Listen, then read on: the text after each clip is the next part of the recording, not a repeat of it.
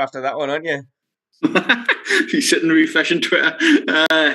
Mental, man. Mental, just like we touched on Monday night. Just mad. Just a shootout. Like I said on Twitter there, is like I said on Monday night, it is what it is. Sort of pastiche of the two of them, a tribute act. But what fucking good fun it was, man. The atmosphere in there seemed electric. Just mint. Just enjoyed it for what it was. Right man won. Right man deservedly won. Brook was pretty spot on, to be honest with you. Khan, it's quite sad to see, but played his part in it, and it's been a brilliant fight week and just a mad fight. I think again, like even if we add in that asterisk, that little thing of like we know with the context, like in the record books in 20 years' time or whatever, it's just going to go down as like Brook has beat Khan, and he's almost justified in that career-long vendetta that he's had towards him. Like, and it fully supports, and obviously from my point of view, it went pretty much as I expected it to go. Quite sitting here quite smug about that one, obviously, but like there was other ways it could have gone. Obviously, we weighed all those up in the the previews and the predictions. I think first round, sort of Brook seemed to get his timing quite well. He was jabbing fairly accurately, and if you can hit accurately and quite hard against Khan, you're always going to have a chance, aren't you? Even whether it's this version of Khan, this sort of faded version, or even in his prime. Like we've seen that for years. It's part of what has made him so exciting and such an attraction. I think second round I gave to Khan. I thought he did well. He was in the fight in the first round as well. It wasn't totally dominant, but then later on, Brook obviously caught him, and you thought, God, he could be going here. Like this could be it. Like imagine the sort of uproar after the people have sat through that undercard, and then the main event ends in a round. I don't think it would have been worth anyone in Sky's time logging onto social media and seeing the reaction. But as I say, he got his legs back under him and boxed quite well. He still definitely had the speed there, but wasn't really landing much. It was a few flurries and not the most accurate, but it was keeping Brook honest and made it interesting again. Like you think, oh, actually, like this could go. Like if Khan gets into this rhythm, and I said to you, like Brook needs to relax. If he relaxes, you'll stop him. But he was looking. I think because he'd hurt him, he knew he could hurt him, and almost went looking for that one big swing. There was a couple of wild left hooks he threw in that Khan was too fast for, and you thought, oh, actually, like it's nicely in the balance here after the first couple of rounds. And I think from then maybe Khan slowed a little. Brook got his timing a bit more. Was obviously catching him more regularly, tagging him, and like. Again, not wanting to jinx anything from my point of view. I didn't want to say anything, but it was almost like a matter of time whether he got him within the sort of first half of the fight as he just about did, or if it went on a bit longer. I think he was going to catch him with something fully flush and maybe leave Khan on his back. So absolutely. Probably the best result from the way it was going for Khan in that sense, but obviously he's not going to look back too fondly on it. It's funny that I just tweeted there. I was probably the only man that could put a bet on Brook to score a knockdown and didn't, but still stopped him. It's like, how unlucky is that? Some knockdown bets must have got shafted tonight. Like, but it was just obviously the right man won. He was decent, Brook. I'm not saying it was prime Brook by any means, but just he sort of stalked him around the ring and unloaded when he had to. When he relaxed, like you said, he was. Some of the shots looked heavy, some of them didn't. Like there was times where I thought, oh bless Amir, like it almost looked a bit sort of like from a jab at times, and the resistance just wasn't there. The heart was there, but I just thought the timing and the distance and that it just wasn't there. Some good footwork flashes in that the first round, some hand speed in that, like it sort of Amir Khan tribute, like I keep saying, and jinxes of the old Amir Khan, but not like that was a man long past his best, and surely that'll be the end of him. I don't think Brook will be too far behind him walking out the door in terms of boxing, but I think he might have one more left there. He's just sort of hinted at it. Whether that's Eubank, I don't know. That's for another discussion another time, I guess. But I just fair play to Brook, and I thought them celebrations at the end were just raw celebrations, almost like equal as Porter ones in terms of just sheer passion. And like I tweeted there on Twitter, I just thought that was some demons being exercised in there. Do you know what I mean? That was 100%, not just the con, 100%. not just the con demons. I don't think. I think it was the demons of like, you know, the Crawford demons the previous years, the sort of ups and downs with Hearn and everything else. You know, he forgot he got that he stabbed in that. You know, there was probably there was a lot came out there. I think a lot. Yeah, I massively agree with that, and I do think the personal side of it played a lot in that, the fact what everything you've said, but also the fact purely that it was Amir Khan. Like we're setting up the link and getting everything ready. Ben Shalom and Brook getting interviewed post fight already backstage, but he was saying like, Khan was the one who'd got this promotional push. He was the one who seemed to obviously work hard. I'm not sitting here dismissing it. Like I could do a whole an hour long tribute just to the career of Khan. But No, from well, Brook's point of view, he's seen this kid getting all the attention, getting the world title shots at the age of 22, and even though he'd lost and he was still getting this push, like Brook was fighting on his undercards and all this side of things with someone he's sparred in the gym and believes he's got the beating of, and then he's not getting that opportunity. Like we know boxing doesn't work like that. Like there's no way they were going to push Khan ahead of his time to face someone relatively unknown and domestic as Brook was. Like it was never going to happen. We look at like Ricky Hatton, Junior Witter, that sort of rivalry, and it was never really on the cards. I think until Brook won his world title, and then I think Khan almost had him on the end of his line, didn't he? Just dangling him along and yeah. not really wanting to make the fight. I think like, I'm I sitting love here. that you I'm got up the sitting here. history again of them both. No, like I'm sitting here trying to like sort of just weigh up like what's happened tonight. But that was how I envisaged the Yeah. fight going if it were made at any point in the last however Yeah, many that's years. true. So You like did. from that point of Yeah. view, I don't think you can really criticize Brook and say, "Oh, well, he's beat a shock version of Amir Khan," because I think, again, based on not a lot, it would have happened No. anyway. And it's probably not the best version of Kell Brook, although he maybe did look it for a little spells in there. I think Aye. he, Shades of Brook, beginning of the without sixth, doubt. he properly stiffened his legs with a jab, and you're thinking, right, like this is the beginning of the end, because all the sort of flurries and the really clean shots in the earlier rounds came almost too late in the round for him to get the finish or to put a sustained beating on him. But because he hurt him almost from the opening bell and had the full 3 minutes to stalk him, and he didn't necessarily land that much clean, did he? But obviously Khan was hurt to the point where he wasn't throwing back, and like, I've got no issues with the stoppage other than it ruining a No, few same. knockdown bets and all the rest of it. But it was like almost the whole career of Amir Khan in 6 rounds. Like you Yeah. said there, he showed the flashes of brilliance, showed the vulnerability, like had success, and then has ultimately sort of like tailed off in the last few years and probably retires. I think he said he's not. He said before the fight he wasn't going to, but obviously that was when he was sort of alluding to coming out with the win. I don't know where he goes if he does continue. I don't know what level he campaigns against. Like Yeah. probably still make some money. Obviously he's fought out in the Middle East before. He's a bit of a name in America. If he wants to be an opponent, he probably still could be. But do we really want to see him fed to Not for me. someone Like like a it's big hitter at 147? Probably not. nah. It's a no for me, and I just think like what you said there. Credit to Kell Brook. I think it was a good stoppage, and he's always been a good finisher, Kell Brook, when he gets people going. And I think it was the fifth round. Khan was pretty much like a ragdoll in there. He was just getting. It was a bit of a battering at that point. I think it was the fifth, and it wasn't. With everything bar hitting the canvas, really, he was just somehow on instinct, and like Kell really did take him apart there. And I thought it was impressive. Like you can only beat what's in front of you, like you said, and I just think, and he did it well. He did what he had to do. I thought Kell quietened a bit in the second and third. Adam Smith started mentioning the eye. I don't know why. That's whatever. That's Adam Smith. Like maybe it was bothering, but it's. I don't know if it really needed to be mentioned or not. But after that, he regrouped again. He composed himself, and he's always been like a good stalker, a good finisher. And I think he did that well. And no excuses, no. From a Khan perspective, you can only beat what's in front of you, and Brook did it and did it well. Jamesy Walker there is on YouTube.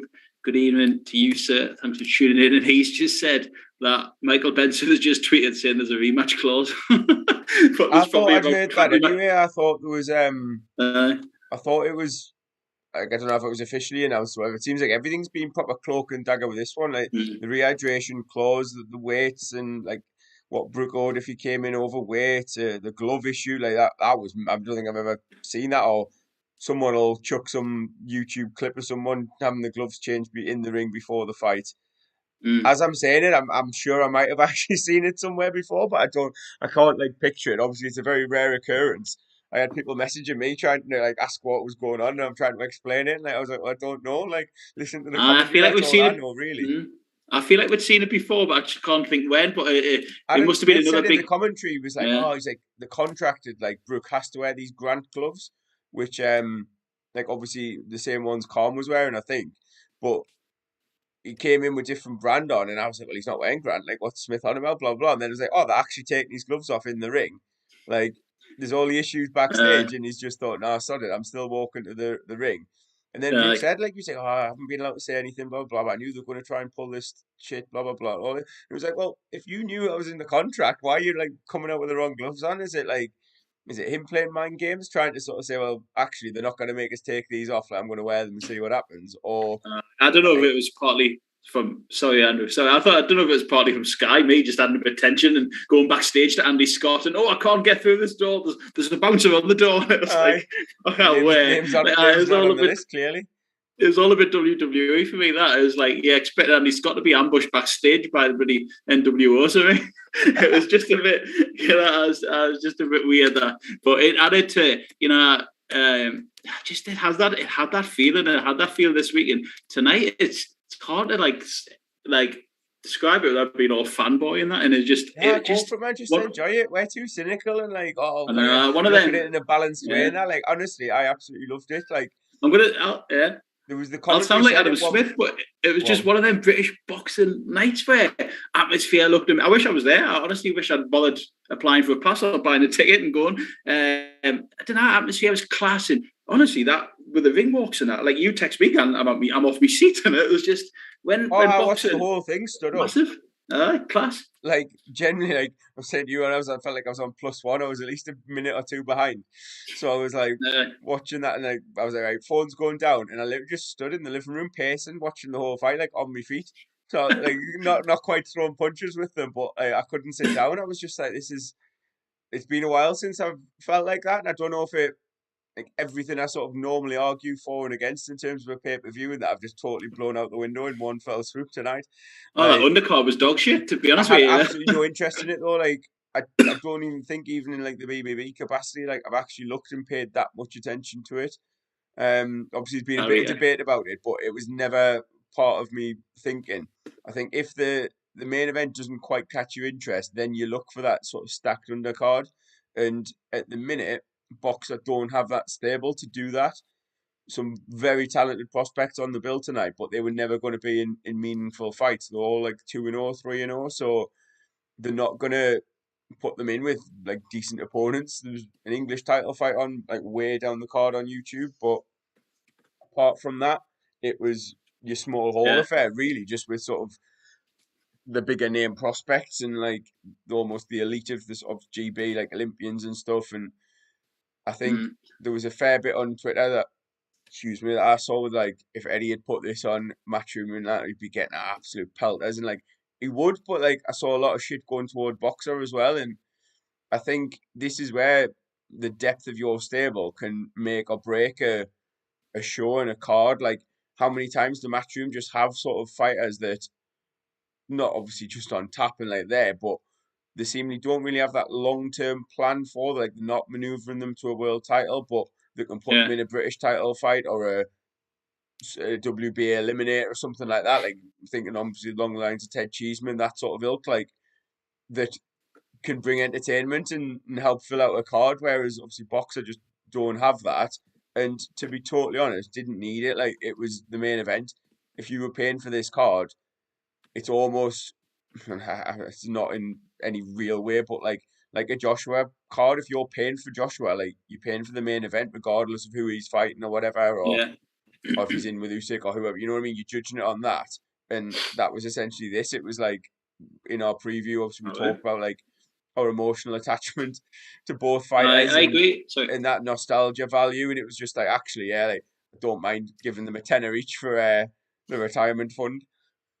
No, I totally agree, man. The main event did carry it. Like, let's not beat around the bush.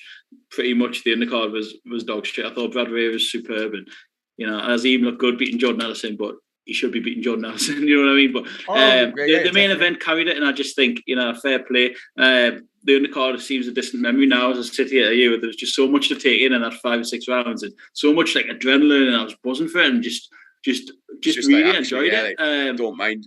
I'll reflect on it when I go to bed and think, Khan is, there was probably a bit where you think, maybe it's a bit sad to see, and but that's the name of the game. Boxing waits for no man, and we've seen it numerous times over the last few years that his era, and they're probably the last 2 left now, and most of them it catches up to them. You know what I mean? David Hay, fucking Scott Quigg, aged in the ring against John O'Carroll, loads.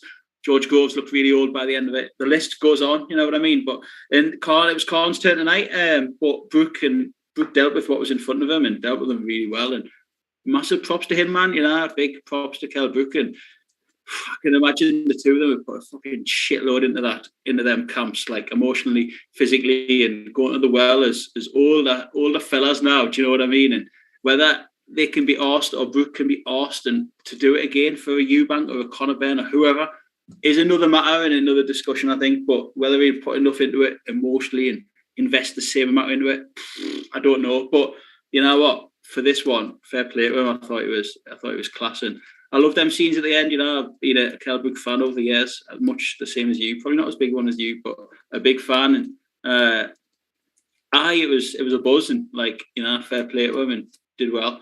And as for Khan, you said on Monday night when we did it that the dust and the acclaim probably won't settle for Amir Khan until he's hung them up, and it could be any day of that now. And what a servant he's been, man, to British boxing, both amateur and professional, and what a career he's had. And if he goes out like he did tonight, then as you said, it encapsulates it. Fucking brave effort and good, fair play to him, fair fucks.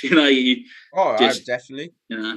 I think this again, just based on a sort of quick scroll through Twitter after the fight and even during, there was quite a lot you can't question Khan's heart. I never want to hear anyone question Khan's bottle ever again, and it's no one has ever questioned that about him. He's in game as they come, he'll get dropped, but he'll get himself back into it. And commentary kept saying he's got experience of being hurt before, he can ride it out. I think more often than not he doesn't, but especially against the bigger names and definitely the bigger hitters. But he's done the lot. Again, going off sort of a more casual fan base, I got a few messages, and one of my mates is just said Khan's just he's completely done, and he's absolutely gone, he's useless, blah, blah. And I was he's done, but he probably goes down as one of the best British boxers of all time, and in terms of what he's achieved as an amateur and a pro, obviously unified a very competitive light welterweight division, and not again going to go all down that route, but you look at his record and it stacks up it stacks up even now favorably compared to Brooks in terms of the wins he's got against the level of opposition that he's faced. But Brook has that, as I said at the start, that justification, that vindication that if I'd got that chance, I'd have been better than him, and he's done that. And I think it's really hard to sort of see where we go from now. So you've sort of mentioned the Eubank Ben fights for Brook. I think in all likelihood he probably does take one of them. Couple of comments in the YouTube there saying about Eubank has already said he'll do it at 160 or maybe a catch weight, but not much lower than that. If you believe all the reports, Brook had gone through hell to get down to 149 pounds for this one. I've said before, I think that's a bit overstated. I think he's big, but he's never missed weight. He's always done it, and whether it's I've got no idea how hard it is and what he's putting his body through, especially as he's getting older. He might look at, rather than being fed to Conor Benn and going back over to the Matchroom side of things and DAZN, it might be a lot easier for Ben Shalom to make the Eubank fight, and there's probably a bit of value in that for them. There'll be another pay-per-view date that Sky can put on, another domestic fight that they can sell with 2 big names, and probably similar to this one in that they'll not really need much else other than that. They pushing Brook Eubank, as mad as it sounds, even now, like that'll probably be a fairly successful pay-per-view because it's their two sort of probably. headline acts, and like Brook doesn't seem like well, again, it wasn't even in a particular weight class, so you can't really say he's gonna try and fight the world champions at 147. Like he's already lost convincingly to two of them. And then, like, is he going to go up and campaign it in super welterweight, which we talked about before? Like, I can't see that happening either. It's like you said, is he not asked, but does he have that motivation? Because in terms of him getting psyched up and pumped up for a fight, there was never any bigger incentive than beating Amir Khan for him. No, question on YouTube there from Sarah Davis. Anyone think it was a weak stop, even though Khan was losing, it could have gone on? For me, I'd have to say no. And I don't think I've put a tweet out asking that question, and we've had about 43 replies to it, and I think majority of them just say no. And I disagree. I don't think so either. I think it was a fair stoppage.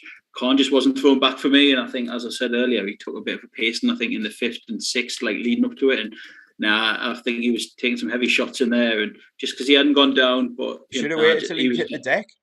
Yeah, he was getting a bit ragdolled in there for me. Now there was no issues with the stoppage. I thought maybe the stoppage in the Natasha Jonas fight was possibly a bit premature, but not the Khan one. I don't think. See, even that one, like, sorry. No, I was just because even the Jonas one, like their corner were up on the apron with a towel, Yeah, ready true. to waving it, ready to put it in, and didn't get stopped. And he sort of caught him and saw the ref counting and was like, "No, actually, we'll continue." And then he basically waved it off straight after that. So, like, no real issue with that. And all like betting jokes aside on them waiting on a knockdown, like no real issue with this stoppage either. As I said, it was right at the beginning of the round. Brook landed a fairly clean shot on him and sort of stalked him and landed a few decent shots. Like I said, nothing particularly clean, but probably quite forceful shots land on the gloves and cuffing shots side of the head and stuff. And if you look at that then and like try and as a ref would be doing, watching what Khan's thrown back or not thrown back as the case may be, then yeah, like no real issues with that. I think Yeah. Just seen a Khan's tweet there obviously from going to be a bit unhappy yeah. about it. He probably, as he's said in the past, like he'd have kept going until he was knocked spark out, but you don't Yeah.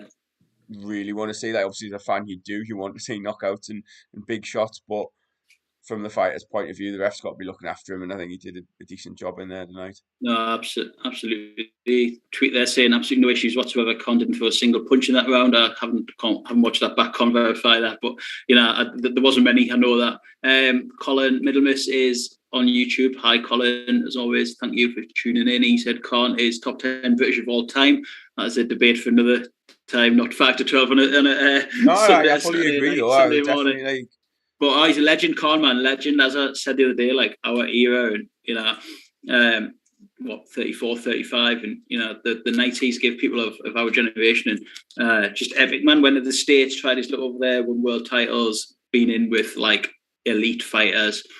Basically ducked nobody. Well, maybe he's Brook, who knows? But no. Do you know what I mean? He's put that to bed, and he like.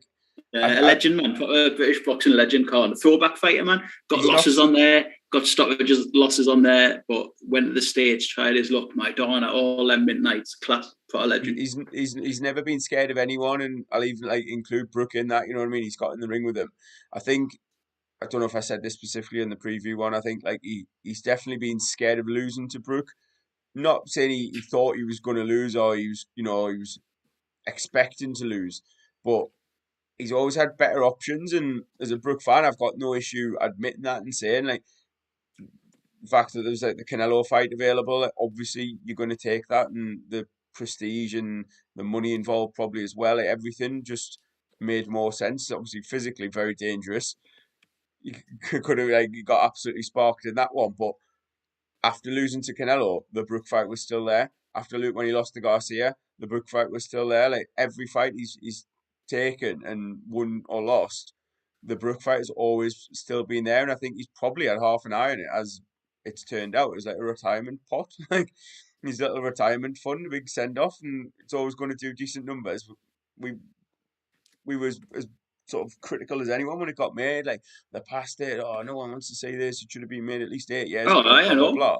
And then you just get wrapped up in it. Like again, ticket websites and debate for another time. It's sold out, as we're led to believe. It'll probably do up there with decent number. Like it'll be probably one of the highest selling pay-per-views. Like along with the Joshua number, you know what I mean? Maybe Joshua aside, I don't know, but it would not surprise me to hear that has been highly successful, and you can see why there would be talk of a rematch. I'd be even sort of less interested in seeing that than than I was initially with this one, but I don't think anything really changes in the rematch. Like so again, I've been adamant of this for years, but I think what surprised me was that Khan slowed a little more than Brook. Obviously, the talk of tight at the weight and all of that, and a lot of people saying that Brook had to sort of get him out of there early if he was ever going to do it. But I think he kept his composure. He was the one more in control, and Khan was a little bit wild and a little bit aggressive in his flurries and his bursts. So maybe he knew he didn't really have the 12 rounds in him. I don't know. It'd be interesting to hear like the aftermath of it if in time we do get sort of honest assessment from Khan, like what went wrong, what he had left, does he want a rematch, all that sort of thing as well. Yeah, fascinating it is. Colin there on YouTube, Jermaine Brown stole the show as I knew he would. That feels like a million miles ago. It was daylight when I was watching that, I think. No, Thursday, wasn't it? Fair play with another English title, another English title on the undercard. And then never disappointed. He was very good, and he won it very handsomely indeed on points. Colin, as always, banging the drum for a boxer. And we'll go again next week. Probably like one of only two generally like elite British fighters, and that's in now. You know what I mean? Is Josh Taylor and Tyson Fury. And Josh is in action next week on normal Sky Sports, and that's that'll come out fast. The boxing moves at a fast pace, as I say every week. And from tomorrow, then we turn our attention to another fight live on Sky, and got all these belts on the line against an English fellow in Glasgow. So I'm sure that'll be a fun night as well. Mad. But thanks for everyone tuning in. There's still people watching, commenting. That's fun, isn't it? You're doing a good job tracking the comments and interacting like a little radio DJ. Experience, but that's it. I'm up to date. Just got to fill some time in, like Sky Sports earlier when everyone was, let's talk about Fraser Clark. That was fun, wasn't it? Jesus. Christ alive. Honestly, right? Like, he beat the bouncer from the Springworld Club. He's been like obviously like all week. I mean, whenever it was sort of made, like this is an Olympian against this like literally a white collar fighter, and then he didn't help because there was quotes saying that he was basically doing it just for a ticket for the main event. He was trying to get a ticket, and they're like, "Oh, we've got you one, but you need to fight Fraser Clark on the undercard." Like he was very late, by the way. He was very, very late replacement. He was meant to be fighting another guy who was basically a blown up super middle / cruiser anyway, and it was just like. He got pulled, and then this new fella got announced too. I don't know, for some reason put his name into YouTube, see if there's anything, because I knew he'd come from like a white collar, bare knuckles, whatever background, and there he was, and I just thought, oh my god! And some of those odds yesterday, I got on as many as I could, and I've got killed. But even today, like round one, it was funny, man. In boxing Twitter all comes together, and little Sonny Edwards was tweeting, and that everyone must have been on it, man. It was just funny, and I think he bust his nose after about 15, 20 seconds. Oh, come on, you can do it. And he did it. Poor that man, he'll not forget that night for the rest of his life, man. You know what I mean? Like, he's maybe playing football tomorrow, according to Adam Smith. It's like, I heard that. Even the Sky commentary were like, every match, they were just like, oh, that looks like MJ Hall. He's always buzzing. Like, what an opportunity this is, fighting on Sky box office. And you're like, you're trying to provide again, like we say in the undercard counts for now, really, in terms of that. But it's like, why even have one? Like, no, I know what you're saying. Getting your fighters out, like, why even televise it almost? But like, I mean, even for us who were sitting off pretty much anything, it was like, all joking aside, the Fraser Clark was potentially dangerous, isn't it? Like, it got stopped again, like fairly early. I think again the towel came in as soon as he sort of caught a right hand clean. It was like, oh shit, like he's well out of his depth here. And yeah, it was a late replacement, admittedly, but that would be sort of excusing the fact that he probably would have fought someone like that anyway. Like, not maybe as low a level, but I was surprised these Olympians like fighting, these turning pro, and they fought the best in the world as amateurs, and then they're taking 10 steps back in terms of the level of their opponent, just because they're professional and they're suddenly learning again. It's bizarre. it wouldn't happen in any other sport, like, at all. To his credit, I think he was very, very, very late. But I know what you're saying. I do agree with that, and I think one thing they could have maybe done was put Bradway a bit higher up. Excuse me, Manchester lad. He's getting a bit of a good reputation about him now, undefeated middleweight. Obviously carries a bit power. I noticed that in Newcastle when I watched him against Jez Smith, he put him down, and Jez Smith's no Morgan. He destroyed that lad tonight, that McCarthy lad from Ireland. He battered him, and it's a brutal unbelievable stoppage, really. Wasn't it?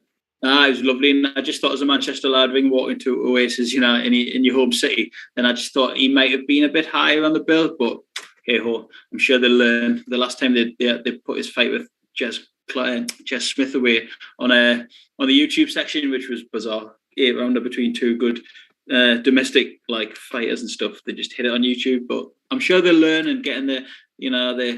You can see why they put Olympians on, and obviously Tasha Jonas has to be high up and stuff. But that was one I was surprised that they maybe didn't put him up higher than the second Azim brother that fought as well. But hey ho, they did the same with the English title fight as well, didn't they? Like, last couple have been on, and the commentary team again like mentioned and referred to the Anthony fight from last week, but they did the same. Like, it was tucked way down on the YouTube thing, and I understand because there's obviously a likelihood that it'll go the 10 rounds, but you think rather than these showcase bouts for these prospects, it's a hard one. They'll have a plan and they know what they're doing, obviously, and they want to get the likes of Adam Azim in particular, like this, the exposure done, and they don't really want to tuck him away down on YouTube. Like, they've probably got, well, they definitely have more longer term plans for him than maybe, like, obviously it was like Charlie Schofield was coming in as the champion and then it has lost to Brown. So, like,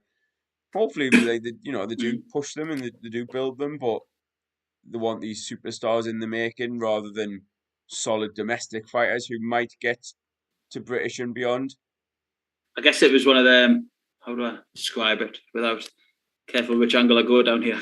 It's the last thing you need when you're having a drink. That angle of, I guess, poignant angle between sort of passing the torch between one, British Asian fighter in Khan and maybe he's another up and coming one in Adam Azim. You know what I mean? That he was the hype he's been getting this week and the hype from Shane McGuigan, his trainer and stuff, saying like he could be the one, which is some statement considering the fighters he's worked with in his relatively short career as being a trainer. But he looked good. He beat a lad from that we know very well from up here, John Ellison. But you'd expect him to at this point. Ellison, bit of an area / English fringe sort of road journeyman type man now. So he beat him and he beat him well, but he looked good, and I'm looking forward to seeing more of him going forward. And Amir's cousin I think he's a special talent from all I've heard. Looked big, didn't he? Big on the back and shoulders. Yeah, I mean, like you asked, and obviously, as you say, we're both very familiar with Jordan Ellison. He's more than capable of springing an upset or two, but like Azim was 1 to 100 to win, and I think I said to you, didn't I? Like, how would you give Jordan a shot at upsetting the apple cart here? And it was like as blunt as possible. No, not really, because as I say, Azim, 19-year-old, like, you don't get that sort of praise from Shane McGuigan lightly, and seen like a few other boxers sort of on Twitter and what have you that are very familiar with him and his brother, and he looks destined to go on to really big things. Like, I don't know if they'll fast track him necessarily because he's so young. Like, you know what I mean? He could be like in the world title reckoning or at that level by the age of 21, 22 at this rate. But whether they'll just take the time with him a little bit and build his record a bit. Dave Caldwell mentioned, like, he's not necessarily going to learn much, and it'd be frustrating going rounds against these fighters that are just in there to survive. But he also said, like, you want to have those L plates on, you don't want to rush them, and it's like, well, you can't have it both ways. I think, they put him in with guys who are going to come and have a go, and Caldwell said, like, if that's the case, he'll look better because there'll be more opportunities, he'll pick his shots, and, like, I mean, got the stoppage anyway, but, and yet there's more risk there, so obviously they're not necessarily going to do that. So it'd be interesting to see just how quickly they push him and develop him over the next year or so. Absolutely. How are we then? 6 minutes past 12. Final word on what we saw at the main event. I'll go, then you go. For me, as I said earlier, I thought Brook, fair play, class, stalked his man, shades of the old Kell. good finisher as he always is, and just a bit of a beatdown at times in there, especially in that fifth and the sixth when I think he stopped him. Fair play, run really well, and I'm pleased for him as well. I think Khan, time to hang him up for me. Like, no more sort of money spins or anything like that. He's a character. He's a bit, how do I word it? Funny, but he's done the celebrity circuit a bit before. He can easily fall into that. He's good value, Khan. You know what I mean? Even though he doesn't realise he is half the time. There's other opportunities out there for him now. I think he's. You don't want to see him take any more damage like that. So for me, it's time for Khan to hang them up. I think Brook shouldn't be too far behind. Maybe he's one more money spinner with Eubank makes a lot of sense, as you said earlier. But you know what? Just pleased it happened. Better late than never, as they say. And I enjoyed it for what it was, and the atmosphere it developed, and the buzz I got from watching it. Class. I thoroughly enjoyed it as well. And if both men were to hang the gloves up afterwards, I'd be more than pleased with that, and be very happy for them both to do so. I think both men deserve credit for their careers, all in all. More so, I would say, despite tonight's result, Khan, and I think he will go down as the more successful boxer of the two. I don't think that's a particularly controversial take.